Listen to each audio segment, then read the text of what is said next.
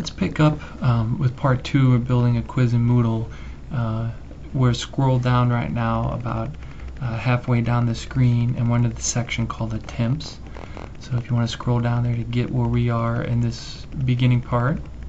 And what Attempts Allowed does is that this option sets the number of times a student can take a quiz, and you have anywhere from 1 attempt to 6 attempts. I'm going to set this quiz for 1. Each attempt builds on the last attempt. I'm going to set this to no, and what this does, if you allow multiple attempts, you can choose to let students to build their answers over time. So if you set this to yes, the student's response from the last attempt will be visible the next time he or she tries to take the quiz. So if you recall before, we were able to set the duration between attempts anywhere from 30 minutes up to, I think, like 2 weeks.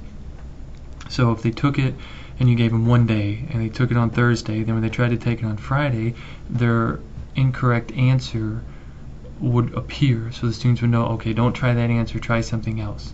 And so they're allowed to build off it. Adaptive mode, this is an additional, this provides, if you leave adaptive mode on, there'll be an additional submit button for each question.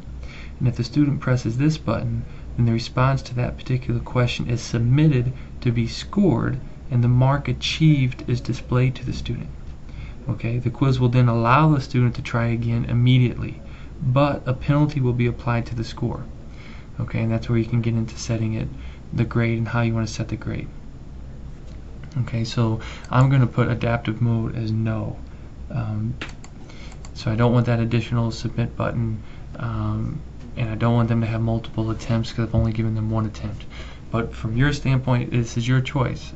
You can do that how you see fit and what you feel appropriate for your class. Grades. The way to view, you have grading method, apply penalties, and decimal digits in grades. If you allow multiple attempts underneath the grading method, you're going to pick which score is recorded.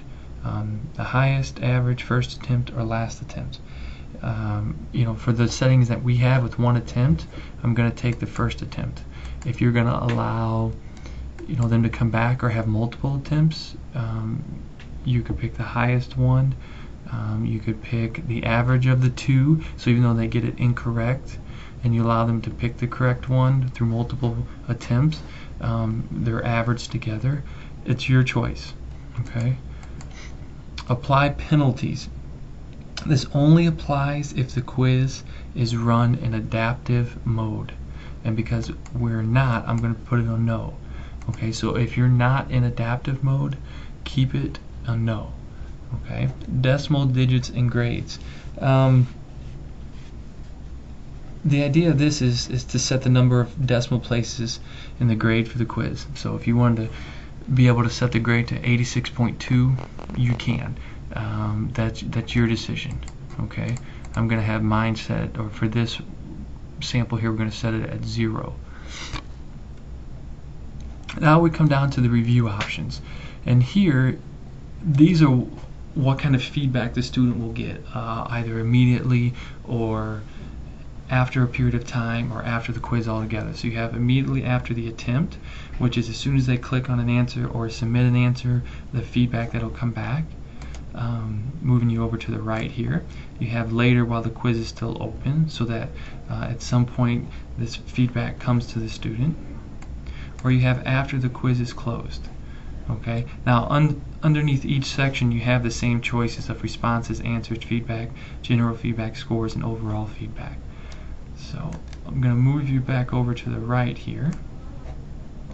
So immediately after the attempt, I'm going to allow responses and answers to be shown and feedback to be shown. I'm going to take general feedback and scores off, and I'm going to leave overall feedback on. Here I'm going to take all of these off,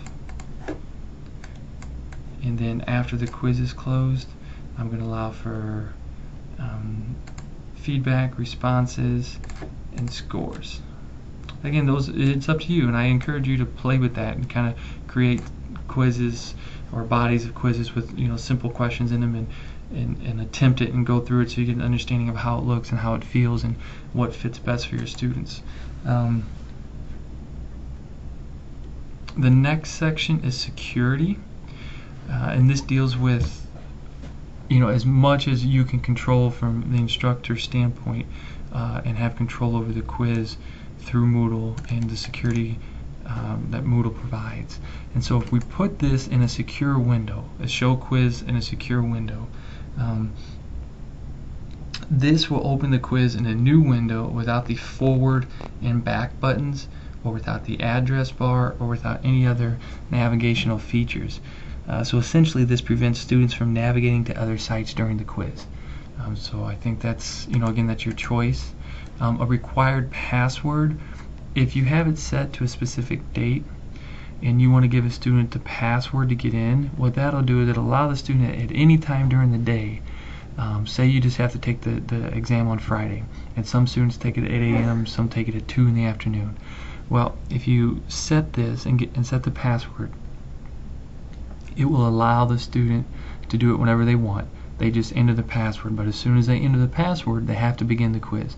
And depending on the duration setting at the top that you pick, as far as how long they have, that'll determine how long it takes before their answers are automatically submitted. So that's a nice feature to use. I'm not going to set it here, but you could. And then the required network address, that's if you wanted to restrict them to just being able to do it in a certain computer lab, you could, but we don't need that function for here. Common module settings, as you see everywhere you go, the no groups, you want to make sure it shows. You don't want to hide it. You want to make sure it's visible. You don't need the ID number and the grade category. As you build out your grade book and your quizzes and items, you'll have choices here to departmentalize this as you go.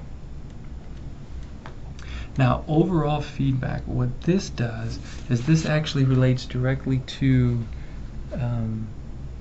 up here. Let me scroll back up. Remember the section under review options and the bottom there, overall feedback. So if you have that clicked at any point, you'll want to fill this section out, because what this does is that it allows you to set grade boundaries and then provide instant feedback. So let's say I score 100%. This would then immediately appear to me. Nice job. Okay. Oh, sorry. The screen reset, so let me scroll back down. Okay, and here, let your screen catch up for a minute. And to the left you see the grade boundary. That's the range of the grade that you want to work within. So 100% gets nice job. Well, let's say I score 95%. So between 95 to 99, we'll see something like good work. Okay, and you see there's multiple. I mean, you can reduce it to every number. You could reduce it to 90 to 95, 93 to or 75 to 78, however you'd like to set it up. And the way you add more blocks is by clicking add 3 more feedback and fields. And because it's not all required, I can leave it blank with just 1, and the rest of them blank. I could fill out 2 of them and the rest blank. That's up to you. Now, when you've finished going through all that and you've created and done all your settings, we're going to go to save and return to course. You can hit save and display, which will give you an overview of all the items you've chosen and picked. But for what we're doing here, we would just click save and return to course.